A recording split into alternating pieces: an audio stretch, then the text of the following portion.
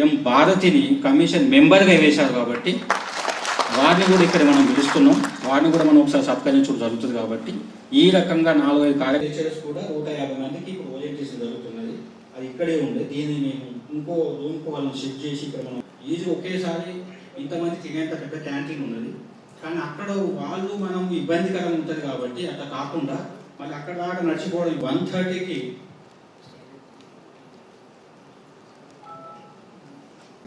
కాబట్టి ఏదైనా కానీ ఒక మంచి వాతావరణంలో ఒకటి ఈ కార్యక్రమం ఏర్పాటు చేయాలని ఆలోచించుకుంటున్నాము. కాబట్టి మరొకసారి నేను కోరుతున్నా, దయచేసి మనము ఏదైతే పరిమితులు మనమే నిర్ణయించుకుంటే మంచిది. కాబట్టి అది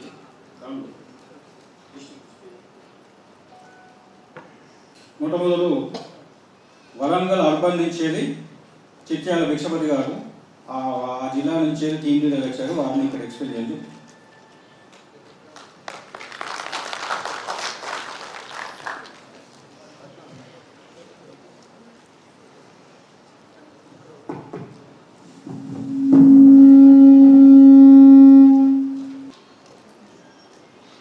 ఈ సమావేశం సదుపాయాలతో జరుపుకునే సమావేశం.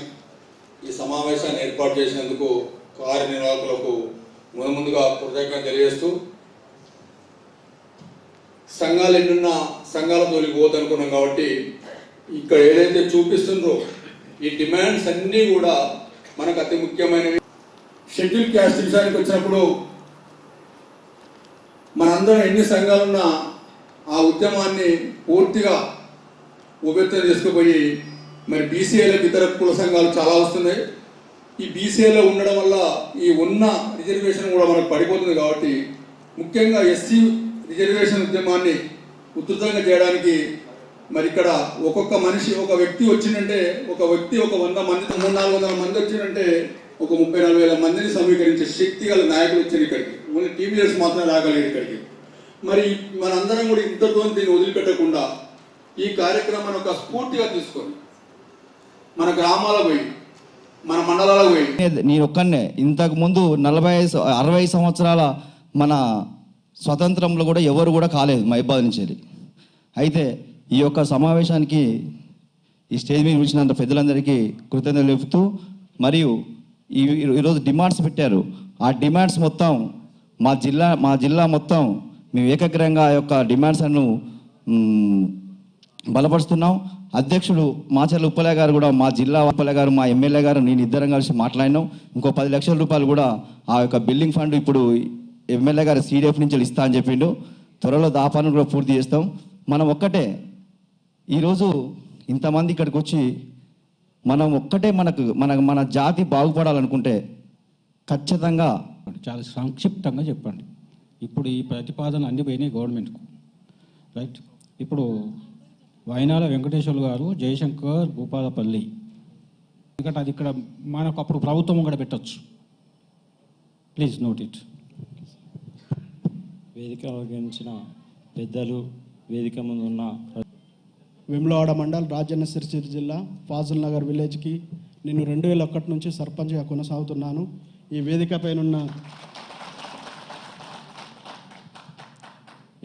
పైనున్న మన అక్రా సీని గారికి మరియు పెద్దలందరికీ ఇట్టి కార్యక్రమానికి వివిధ మండలాల నుంచి వచ్చిన రజక సోదరులకు ముందుగా నమస్కారాలు తెలియజేస్తున్నాను. ఈరోజు చాలా శుభదినం. ఎందుకంటే నేను గతంలో ఎన్నో మీటింగ్లలో పాల్గొన్నాం, కానీ మన రజకుల ఐక్యతగా ఇంత పెద్ద సమావేశం ఏర్పాటు చేసినందుకు, దీని కార్యరూపం దాల్చినందుకు వారికి ప్రత్యేక ధన్యవాదాలు తెలియజేస్తున్నాను. పెద్దలు ఎంతోమంది వక్తలు మాట్లాడారు. మన రజకులు చాలా వెనుకబడి ఉండడానికి కారణం మీకు అందరికీ తెలుసు. ఎందుకంటే ఏ కులంలో తీసుకున్న రాజకీయంగా ఎమ్మెల్యేనో మినిస్టర్ ఉన్నారు. మన రజకులకు వచ్చే వరకు కనీసం ఎంపీపీ స్థాయిని మించిపోలేని పరిస్థితి ఉన్నది. దానికి కారణం మనలో ఐక్యత లేకపోవడమే.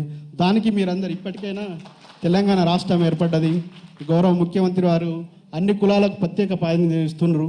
దాంతోపాటు మన కులానికి కూడా ఇస్తున్నందుకు వారికి ధన్యవాదాలు తెలియజేస్తూ, రాబోయే రోజులలో మన భవన్ చిట్యాల ఐలమ్మ భవన్ ఏదైతే ఉందో అది రాష్ట్రంతో పాటు ప్రతి జిల్లా కూడా ఒకటి ఏర్పాటు చేయాలని మేము ప్రభుత్వాన్ని డిమాండ్ చేస్తూ కార్యక్రమాన్ని గుర్తుంచుకోవాలని కోరుకుంటూ మరి ఎందుకంటే మాట్లాడాల్సిన చాలా మంది ఉన్నారు, తక్కువ మాట్లాడాలనుకుంటున్నాం కాబట్టి ఈ అవకాశం ఇచ్చినందుకు నేను కార్యక్రమాలకు పేరు పేరుగా కృతజ్ఞతలు చేస్తూ మీరు ఏ కార్యక్రమం చేపట్టినా మా వంతు జై తెలంగాణ, జై రజక.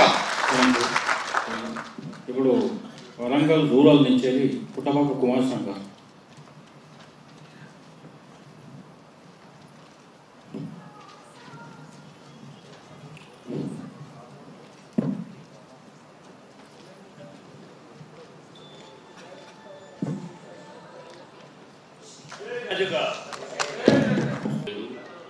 మనం పూర్వం నుండి ఎన్నో రకాల మాయబట్లు చేసుకుంటూ మన తల్లిదండ్రులు సంఖ్యాబలంగా చూపించడానికి మనం పూర్తిగా ప్రయత్నించాలని కోరుకుంటూ, మరి ఈ ఏదైతే ఫండ్స్ వచ్చినాయో ఎప్పుడు లేని విధంగా 200-300 కోట్లు మన ఫెడరేషన్కు మన జాతికి ఇవ్వడం జరిగింది.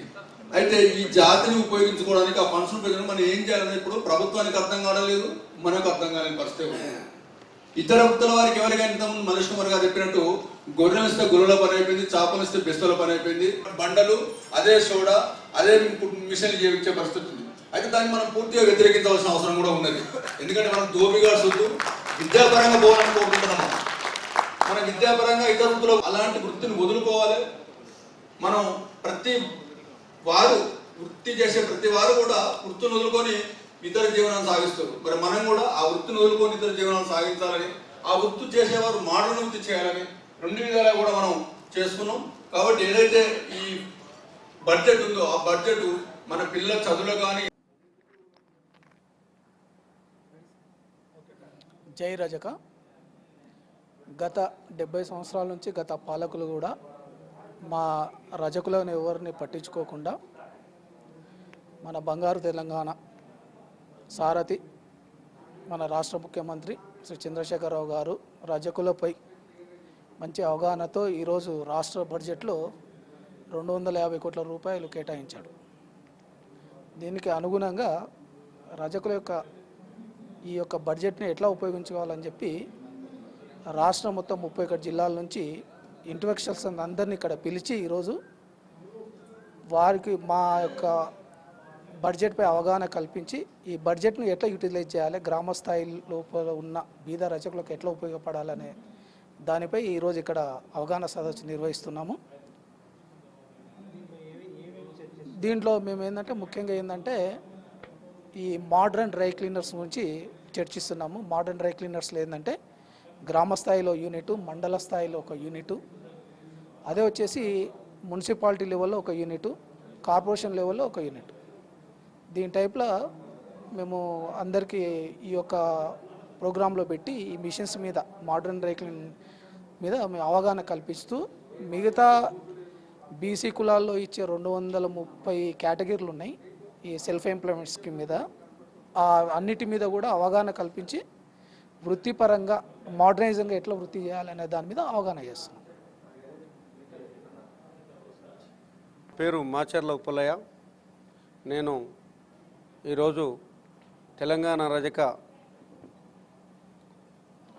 అవగాహన సదస్సు కొరకు హెచ్ఆర్డీలో మరి జరుపుకోవటం, ఆ సందర్భంగా నేను ఇక్కడికి రావడం జరిగింది. ఈరోజు ఈ తెలంగాణ ప్రభుత్వం రజకుల కొరకు నాయ బ్రాహ్మణులు ఇద్దరిని కలిపి 500 కోట్లు కేటాయించడం జరిగింది. అందులో మా వాటాగా మా జనాభా ప్రాతిపదికగా మరి 250 కోట్లు కానీ లేదా 300 కోట్లు కానీ 350 కోట్లు కానీ ఆయా నిష్పత్తి ప్రకారంగా కేటాయించాలని, ఆ కేటాయించినటువంటి బడ్జెట్ను మేము ఎట్లా ఉపయోగించుకుంటే బాగుంటుంది అనేటువంటి ఉద్దేశంగా ఈరోజు ఈ సెమినార్ ఏర్పరచుకోవడం జరిగింది.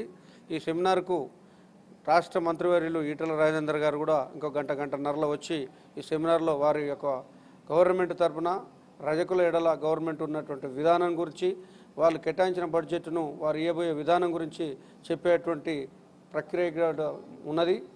వారికి మేము కూడా స్వాగతం పలుకుతూ మా విన్నపాన్ని కూడా అదే సందర్భంగా ఇంకా కేటాయించిన బడ్జెట్ను ఇంకా మరింత కొంత బడ్జెట్ ఇవ్వాలనేటువంటి డిమాండ్తో పాటు మేము మా అవసరాలకు ఎలా ఉపయోగించుకోవాలనేటువంటిది మా సెమినారులో జరుగుతున్నటువంటి ప్రతిపాదనలు వారి ముందు పెట్టి కేటాయించిన బడ్జెట్ను ఉపయోగించుకోవాలనేటువంటి ఉద్దేశంతో ఉన్నాం.